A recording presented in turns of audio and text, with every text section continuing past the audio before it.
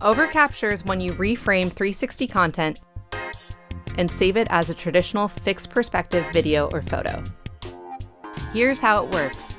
The skater sets up Fusion and starts his session. He doesn't worry about framing the shot because Fusion is capturing everything at once.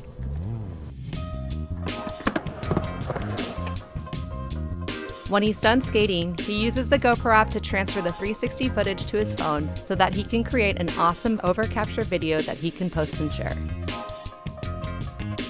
First, he presses the OverCapture icon. He pinches to zoom and swipes to pan.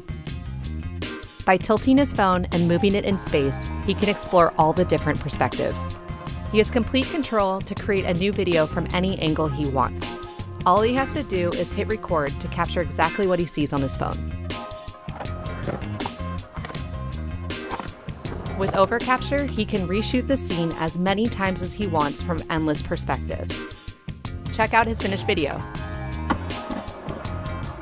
It looks like it was shot by a team of professionals, but all he needed was Fusion in the GoPro app. It's ready to post and share.